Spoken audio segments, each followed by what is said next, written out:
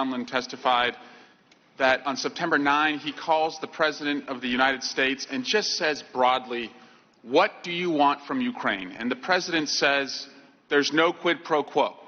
There's no quid pro quo." It's like being pulled over for speeding and being asked, "Do you know how fast you're going?" and saying, "I didn't rob the bank. I didn't rob the bank." But your testimony today is that on July 10 of this year, you told one of the President's lawyers that you had concerns that a White House meeting was linked to investigations. Is that right? That's correct, based on what Ambassador Sondland said in the wardroom. And so as early as July 10, the President's lawyers had knowledge that there was at least concern by a presidential employee about a linkage. Is that right? That's correct. Dr. Hill, just like you, we are trying to account for all the President's men. You had that same concern when you saw Mr. Sondland's emails and you saw people who were outside the channels that you had been working on. So I want to walk you through something you told us earlier. You said that you have evidence that as recently as this year, President Trump believed someone named Cash was the Ukraine director. Is that right? It's not really evidence. And look, I want to be very clear about this. I was asked a question about this in my deposition. I did not raise it. And to be honest, I was surprised that I was asked the question. But you heard that name Cash. Is that right? I did, but again, it was in passing, and I explained the circumstances in which this came up. But I was asked a question in the course of my deposition about it. And the only person at the time who worked at the National Security Council was Kash Patel. Is that right? It was the only person that I could think of. And Kash Patel, prior to working for the National Security Council from 2017 to 2018, worked for Ranking Member Nunes. Is that right? I actually only found that out after the fact. And because I wondered why I was being asked about him, so I went and looked this up. And Dr. Hill, you cautioned us on the dangers of members of this committee perhaps peddling any Ukrainian conspiracy theories that could benefit Russia.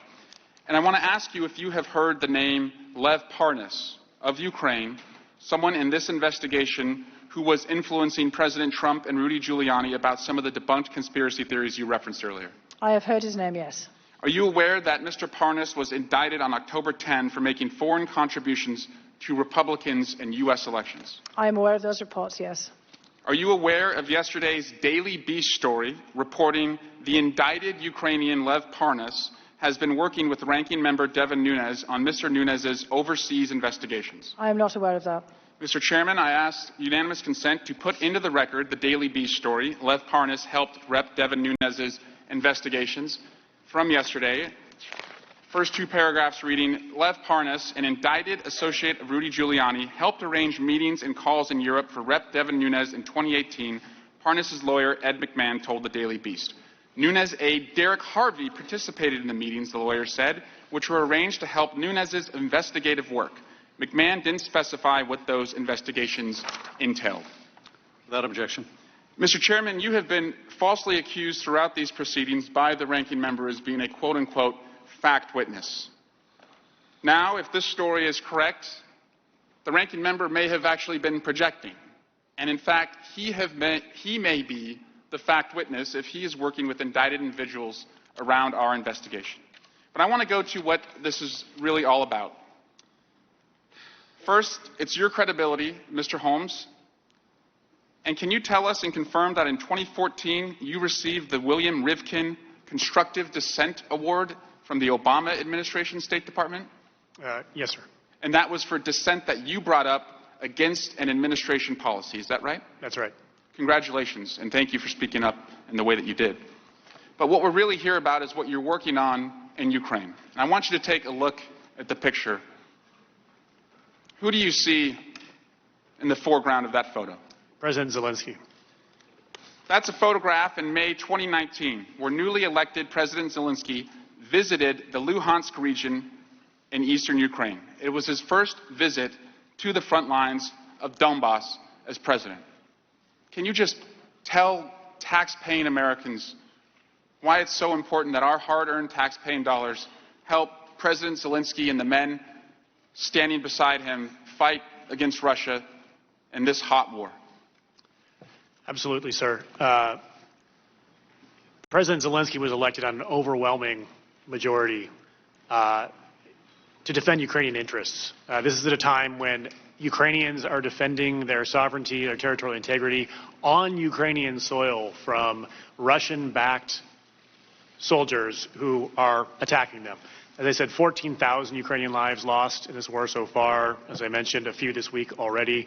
And this is a hot war. This is not a frozen conflict. People are shooting at each other and dying, being injured every single week. And despite the ongoing war, they're still trying to pursue peace. President Zelensky, even right now, is trying to pursue a summit meeting with President Putin in order to try to bring this war to a conclusion so that they can move on with all of the difficult things they need to do in terms of building the economy and reforming the judiciary and whatnot. And I want to add just one other thing, sir, if I may. Mr. Turner had suggested earlier that I'd somehow embarrassed President Zelensky. I have the deepest respect for President Zelensky. This is a guy of Jewish background from a post-Soviet industrial suburb in southern Ukraine who made himself one of the most popular entertainers in the country and somehow got elected president. And he's not going to miss that opportunity. This is a Ukrainian patriot. This is a tough guy. And frankly, he withstood a lot of pressure for a very long time. And he didn't give that interview. I have the deepest respect for him. The Ukrainian people also have the deepest respect for him. They've chosen him to help deliver the full measure of promise of their revolution of dignity. And I think he merits all of our respect.